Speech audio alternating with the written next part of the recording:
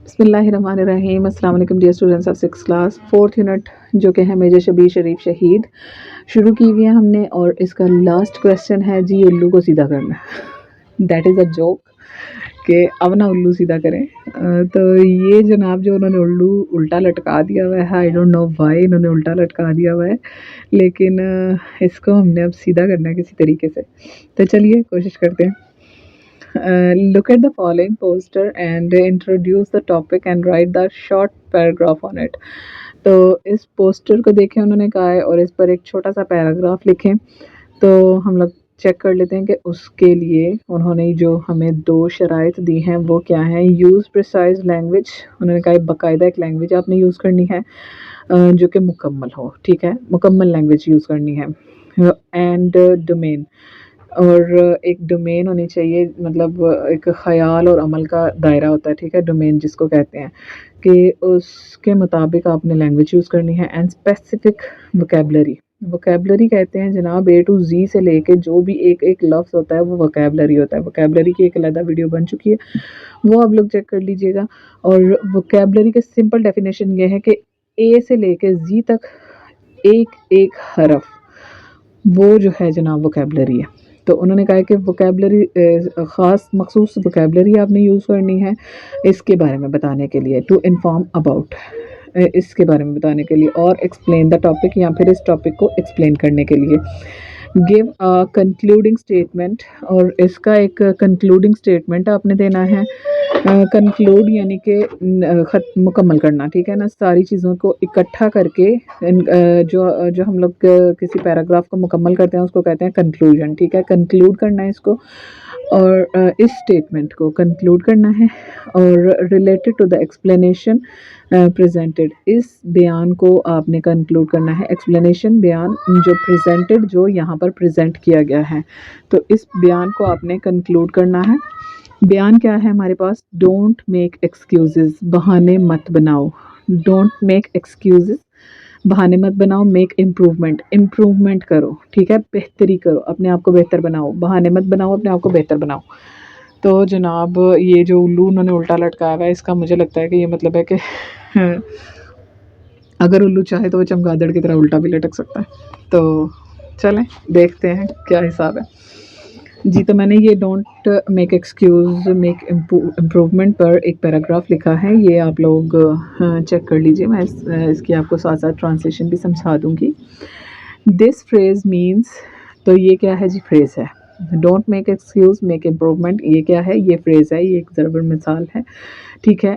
और इसका मतलब है कि बहाने मत बनाइए, इम्प्रूवमेंट कीजिए।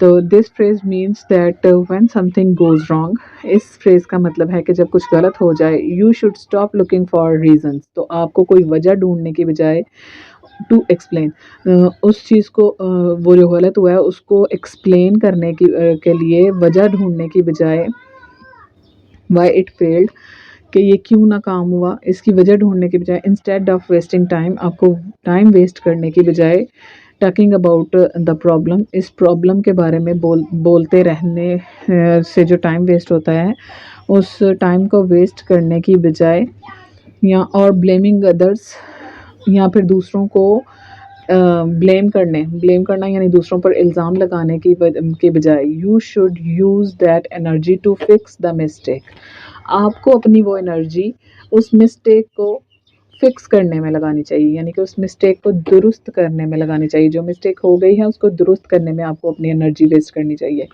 ठीक है, ना कि बहाने ढूंढें आप कि ये इस वजह से हो गया था, ये वाली प्रॉब्लम आ गई थी, या फिर इसने ये कर दिया था, उसने वो कर दिया था, इस शख्स की वजह से या उस शख्स की वजह से ये हो गया था। तो ये चीज़ें नहीं करनी है आपने, उस मिस्टेक को दुरुस्त करने में अपनी सारी एनर्जी वेस्ट करनी है। टाइम इज़ मनी, जैसे कि आप लोग जानते हैं टाइम इज़ मनी, एक एक सेकंड इंसान का बहुत ज़रूरी और बहुत कीमती होता है। अपने टाइम को वेस्ट करने की बजाय उसको सही जगह पर लगाना सीखें। तो it is about taking responsibility, ये रिस्पॉन्सिबिलिटी लेने के बारे में है। मतलब ये है कि आप खुद रिस्पॉन्सिबिलिटी लीजिए, किसी दूसरे को ब्लेम मत कीजिए, कोई प्रॉब्लम को बीच में मत लाइए कि जी ये इस प्रॉब्लम की वजह से हो गया था, ऐसे हो गया था, वैसे हो गया था, ये मत कहिए। रिस्पॉन्सिबिलिटी लीजिए and focusing on getting better, और फोकस कीजिए कि आप बेहतर हो जाएं, और ये चीज़ पर फोकस कीजिए कि आप बेहतर हो जाए। Every time you choose to do better, हर टाइम जब आप बेटर होने की कोशिश करेंगे एंड इम्प्रूव और इम्प्रूव करने की कोशिश करेंगे इंस्टेड ऑफ मेकिंग एक्सक्यूजेस बहाने बनाने की बजाय, you take a step closer to reaching your goal, तो आप अपनी मंजिल पर पहुंचने की तरफ एक कदम बढ़ाएंगे। कैसे बढ़ाएंगे कि every time you choose to do better, आप बेहतर करने की कोशिश करेंगे। जब जब आप बेहतर करने की कोशिश करेंगे तो आप अपनी मंजिल के करीब पहुंचने की तरफ अपना एक कदम बढ़ाएंगे। यहाँ तक ही ये पैराग्राफ आपने लिखना है। ये जो आगे 3 स्टेप्स दिए हुए हैं, ये सिर्फ मैंने आप लोगों के लिए इसलिए दिए हैं कि मुझे ये पैराग्राफ बहुत ही ज़्यादा इंटरेस्टिंग लगा था, तो इसलिए मैंने ये 3 स्टेप्स आप लोगों के सामने क्लियर कर दिए हैं। क्या कि आप लोग इन तीनों स्टेप्स को अगर आप लोग खुद अपने लिए फॉलो करते हैं, सॉरी वीडियो बहुत ही सारे रोटेट हो गया हुआ था कैमरा, तो उसकी वजह से वीडियो सारी रोटेशन में ही बन गई। तो अगर आप लोग इन तीनों स्टेप्स को फॉलो करते हैं तो आप लोग अपनी लाइफ में बेटर कर सकते हैं। ये 3 स्टेप्स सिर्फ मैंने इसलिए लिखे हैं, वरना पैराग्राफ आपका यहाँ पर कंप्लीट हो गया है। आपने इसको मज़ीद आगे नहीं करना, लिखना है पेपर में। अगर पेपर में ये चीज़ आती है तो आपने यहाँ तक ही लिखना है। आगे ये जो 3 पॉइंट हैं ये आप लोग देखिए, स्टॉप एंड थिंक, रुकिए और सोचिए, ये इसी से रिलेटेड हैं, ठीक है, लेकिन ये एक्स्ट्रा हैं, पेपर से एक्स्ट्रा हैं, लेकिन आपकी लाइफ में बहुत काम आएंगे। कि अगर आपसे कुछ गलती हो जाती है तो आपने क्या करना है, स्टॉप एंड थिंक, आप रुकिए और आप सोचिए। When a mistake happens don't say, जब एक गलती हो जाती है तो ये मत कहिए इट वाज़न्ट माय फॉल्ट, ये मेरी गलती नहीं है। जब एक गलती हो जाती है तो आपने ये नहीं कहना है कि ये मेरी गलती नहीं है, उस गलती को एक्सेप्ट कीजिए। फिर आगे फाइंड अ सोल्यूशन, एक सोल्यूशन ढूंढिए उसका। Ask yourself how can I do this better next time, आप सोल्यूशन ढूंढिए कि मैं इस चीज़ को अगली दफ़ा बेटर तरीके से कैसे कर सकता हूँ या कर सकती हूँ। आगे है टेक एक्शन, आपने एक्शन लेना है उसके बारे में, ठीक है। कैसे एक्शन लेना है, change what you are doing, अब उस चीज़ को चेंज कीजिए, जो आप कर रहे हैं उस चीज़ को चेंज कीजिए जिसकी वजह से गलती हुई है, so that the same mistake doesn't happen again, ताकि सेम मिस्टेक दोबारा ना हो, ठीक है। ये जो 3 स्टेप्स हैं ये आपने अपनी ओरिजिनल लाइफ में ओरिजिनली फॉलो करने हैं, ये 3 स्टेप्स।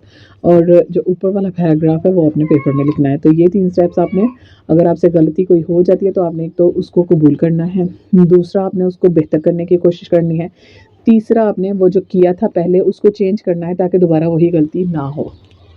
तो ये 3 चीज़ें हैं जो आपने ख्याल रखना है।